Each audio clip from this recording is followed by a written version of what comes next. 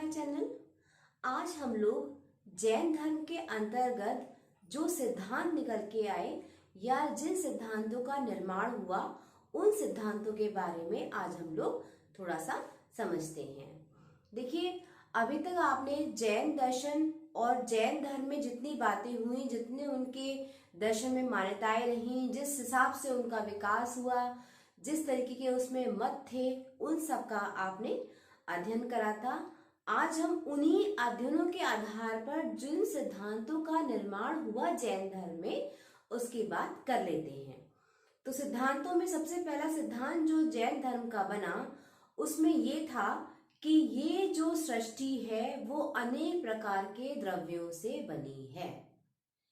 जैन धर्म और जैन शिक्षा के मानने वालों में ये बात समझी जाती है कि प्रत्येक जीव की उत्पत्ति या जो पूरा सृष्टि का निर्माण है वो सब कई द्रव्यों से मिलके बना है, और उन द्रव्यों में मुख्य बात है आस्तिकाय और अनास्तिकाय। आस्तिकाय और अनास्तिकाय के माध्यम से इस सृष्टि में जितने भी गतिविधियां होती हैं वो सब होती हैं और होती रहेंगी। जब इन जीवों के बीच में, जब इन जीवों में आस्तिकाय और अनास्तिकाओं का जब संयोग होता है तो कोई चीज बनती है, और यदि इनके आस्तिकाय और अनास्तिकाय में वियोग होता है तो चीज बिगड़ जाती है। तो इस प्रकार से उन्होंने कहा कि इस संसार में जो जीवों की उत्पत्ति है या इन संसार की जो उत्पत्ति है वो अनेक प्रकार के द्रव्यों से बनी है। दूसरे सिद्धांत में ये बात जैन धर्म वालों ने मानी कि जो संसार है, जिस संसार में हम जीवन जीते हैं वो वास्तविक है। उसका कोई भी आप ये नहीं कह सकते कि वो अवास्तविक है या झूठ है या जो भी है, नहीं, ये संसार वास्तविक है। उन्होंने संसार की वास्तविकता पर जोर दिया। उन्होंने कहा जीव है, जीव में अनेक पदार्थों के निर्माण से वो या उसके संयोग से जीव की उत्पत्ति हुई है। अनास्तिकाय और आस्तिकाय, इन दोनों पदार्थों के माध्यम से जीव की उत्पत्ति हुई है। तो जो भी चीजें इस सृष्टि में चली हैं वो वास्तविक हैं। तीसरी जो उन्होंने बात कही वो ये कही कि इस संसार में या इस सृष्टि के निर्माण में जीव सर्वोपरि है और ईश्वरीय कोई शक्ति नहीं है। जीव आत्मा सर्वश्रेष्ठ है और ईश्वरीय कोई शक्ति नहीं है। वो उन्होंने इसलिए कहा कि वो जैन धर्म के अनुयायी जो हैं या जो जैन धर्म के समर्थक हैं वो इस बात को मानते हैं कि जो हमारी आत्मा है वो कई प्रकार के पदार्थों से या कई प्रकार के द्रव्यों से उसका निर्माण हुआ। तो आत्मा सबकी एक समान नहीं है, असमानता है। और ये जो असमानताएं हैं या वो जो हम द्रव्यों के निर्माण से जो हमारी आत्मा का निर्माण हुआ वो भी हमारे कर्मों के अनुरूप है, हमारे कर्मों के हिसाब से वो सारी बातें हैं। प्रत्येक आत्मा बुद्ध है, सबद्ध है, प्रभावशाली है, संपन्न है, प्रभुत्ववादी है। हर आत्मा अपने आप में सर्वश्रेष्ठ है और अपने अपने कर्मों के अनुसार आत्मा के सारे रोल हैं, और अपने अपने जो भी उनके कर्मों के हिसाब से जितनी भी उनकी बातें हैं तो वो सब उन्हीं के हिसाब से होती हैं। उन्होंने ईश्वरीय शक्ति को नकारा, उन्होंने आत्मा को सर्वश्रेष्ठ कहा। जैन धर्म में इन सब बातों को भी कहा गया कि मनुष्य इस संसार का सर्वश्रेष्ठ प्राणी है, मनुष्य सर्वोपरि है और मनुष्य की जो सर्वकारिता है उसको कोई नहीं ठुकरा सकता। उनका ये मानना था कि जब प्राणियों में जो प्राणियों का विकास होता है वो कई पदार्थों या पुद्गल से होता है, और इन्हीं पुद्गलों के आधार पर मनुष्य का निर्माण हुआ। जब प्राणियों का निर्माण हुआ पुद्गलों के संग्रह से, तो इन्हीं पुद्गलों के संग्रह से मनुष्य का निर्माण हुआ। मनुष्य में 5 ज्ञानेंद्रियों के अलावा एक और ज्ञानेंद्री भी होती है। जिस प्रकार से हमारी 5 ज्ञानेंद्रियां होती हैं, आंख, नाक, कान, त्वचा, जीव, इस तरीके से जो 5 ज्ञानेंद्रियां हैं, उसके बाद में उन्होंने कहा कि एक छठी ज्ञानेंद्रिय भी मनुष्य के पास है, जिस कारण मनुष्य जो है वो सर्वोपरि है।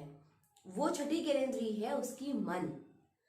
जब मन मनुष्य के पास है तो इस प्रकार से मनुष्य सर्वश्रेष्ठ इसलिए हुआ कि उसके पास 5 ज्ञानेंद्रियों की अपेक्षा उसके पास 6 ज्ञानेंद्रियां हैं, इसलिए वो सर्वश्रेष्ठ है। वो अध्ययन कर सकता है कई प्राणियों से बेहतर, वो अपनी बात को समझा सकता है अन्य प्राणियों से बेहतर, वो जो है वो सृष्टि की कर्ता को या सृष्टि के जो भी बातें हैं उन सब बातों के बारे में अध्ययन कर सकता है क्योंकि उसके पास मन है।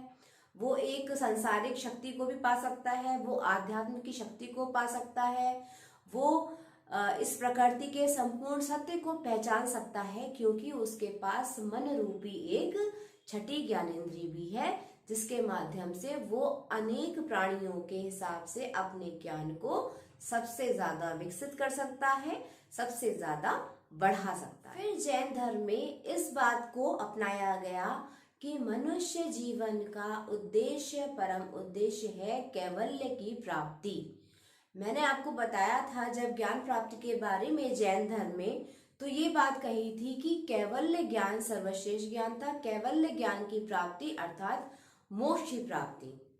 कैवल्य ज्ञान ऐसा ज्ञान है जिसके बाद में कोई और ज्ञान शेष नहीं रह जाता। मनुष्य ने यदि उस वाले ज्ञान को प्राप्त कर लिया तो उसने संपूर्ण संसार के रहस्य को पहचान लिया। तो जैन धर्म में इस बात को माना गया कि मनुष्य जीवन का परम उद्देश्य है कैवल्य की प्राप्ति। अपनी आत्मा को शुद्ध करके, अपनी गलत बुराइयों, जो भी अपनी बुराइयां हैं उनको दूर करके, नैतिकता को अपना के, जैन धर्म के जितने भी विचार हैं उनको धारण करके मनुष्य कैवल्य की प्राप्ति करे और यही उसके जीवन का परम उद्देश्य बने। फिर जैन धर्म के मानने वालों में ये बात आई कि यदि आप कैवल्य ज्ञान की प्राप्ति चाहते हैं तो आपको सम्यक चरित्र, सम्यक ज्ञान और सम्यक दर्शन को आपको अपनाना पड़ेगा अपने जीवन में, और उसी का साथ लेके इसके साथ में त्रिरत्न की बात जो है और अष्टांग मार्ग की बात है उसको साथ लेके आप अपने कैवल्य ज्ञान की प्राप्ति कर सकते हैं। आपको कैवल्य ज्ञान की प्राप्ति हो सकती है यदि आप जैन धर्म के मत में या जैन धर्म की बातों में जिन विशेष बातों का उल्लेख करा गया है यदि उनको धारण कर लेते हैं। फिर जैन धर्म के मानने वालों ने ये भी कहा कि यदि आपको कैवल्य ज्ञान की प्राप्ति के लिए इन तीनों चीजों की जरूरत है तो इन चीजों की प्राप्ति के लिए आपको नैतिकता का भी होना बहुत जरूरी है। नैतिकता, नियम, नियमों का पालन, अनुशासन, प्रभु में या जो भी ईश्वरीय शक्ति को तो उन्होंने नहीं माना, जो भी एक पदार्थों की शक्ति है, ये जो सृष्टि की शक्ति है उसको अपनाते हुए, अपनी ज्ञानेंद्रियों को वश में रखते हुए और बिल्कुल सिंपल सा जीवन जीते हुए, जैन धर्म का पालन करते हुए, नैतिकता का पालन करते हुए यदि आप अपने जीवन को आगे बढ़ाते हैं, अपने सही मार्ग पे चलते हैं तो आपको कैवल्य की प्राप्ति होगी। और यदि आप नैतिकता के साथ में इन सब कामों को करते हैं तो आपको कैवल्य ज्ञान की प्राप्ति होगी। प्रत्येक प्राणी को कैवल्य ज्ञान की प्राप्ति हो सकती है यदि वो जैन धर्म के इन सब बातों को माने। तो ये कुछ बातें थी आपकी जैन धर्म में जो सिद्धांत बने उसकी। अभी इसके बाद में हम लोग जो शैक्षिक दर्शन बना हमारा जैन दर्शन का उसके बारे में बात करेंगे। तो मेरे वीडियोस को यूं ही लाइक करिए, शेयर करिए, सब्सक्राइब करिए और दर्शन को, जैन दर्शन को समझने की कोशिश करिए। Thank you.